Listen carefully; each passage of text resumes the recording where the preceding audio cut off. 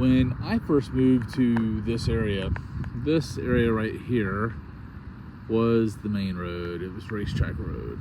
And now it is all part of a parking lot. The reason I'm showing this is that I wanted to point out to you Julington Creek Cemetery. This is an older cemetery, and it has been here, I don't know the exact dates, but we'll wander into the cemetery.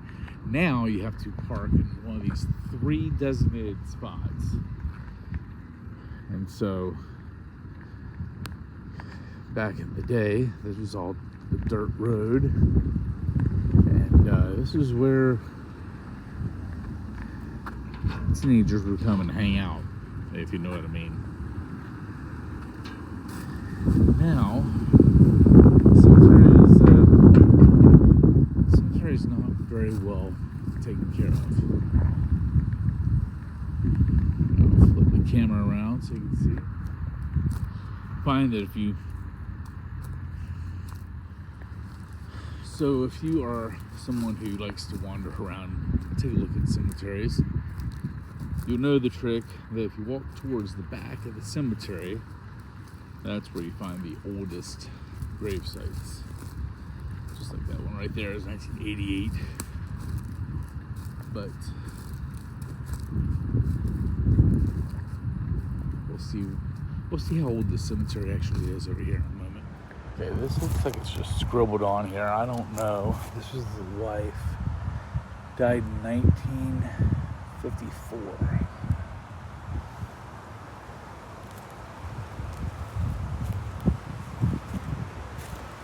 As you can see, some of these are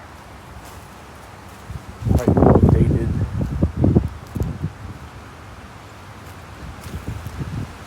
Born in 1942. That one. Oliver Smith. Born in 1887. I cannot make out the death date. Maybe it was August 16th, 1974? No. Maybe. There's a whole series of headstones here that nature has had its way, and they are just worn off, and so it's just a headstone. It says this, I believe it's Mary Catherine Smith. Yeah, I can't see the birth or the death date on that one. Horace Adams. You do not hear a name like Horace anymore. Died in 1933. That is a fairly new looking headstone for somebody that passed so many years ago. And over here, also part of the Adams family. C.W. Adams died in 1927. Now, at the risk of sounding morbid or sad, if you will, I'm not sure.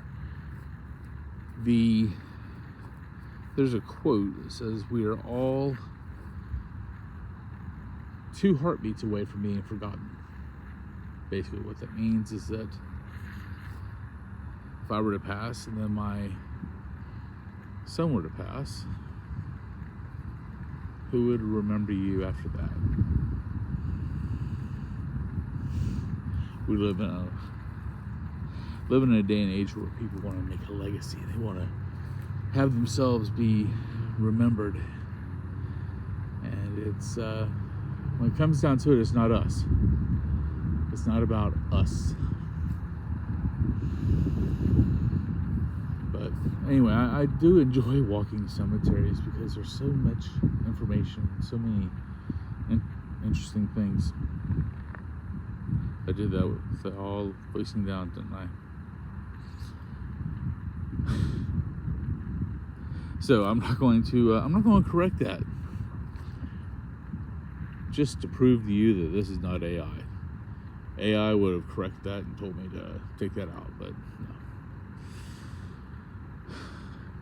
Here's a whole section of Smith family. R.E. Smith, born in 1908, died in 1960.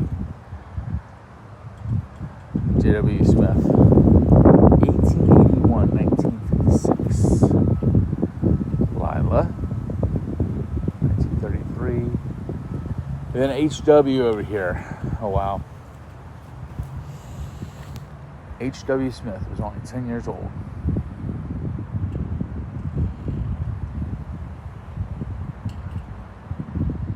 Now this may be one of the most unique headstones I've ever seen. 1946 to 1946, it must have been a baby.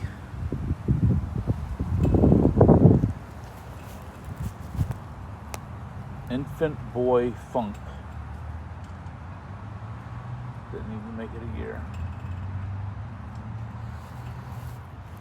Bonnie Lee Platt. Just 32. Wow. Just to think this cemetery was out in the woods 5-10 years ago. And now it's hidden behind a Publix, AutoZone. There's a Walmart over there. I used to know some people in the Register family. They were from Florida. I don't know if this is the same relation. This person died in 1900. Just a little over 20 years old. Wow. I always wonder about these areas just outside of a gate like this, because sometimes things were not monitored and there may be grave sites out there. So, oh boy, this is old school right there.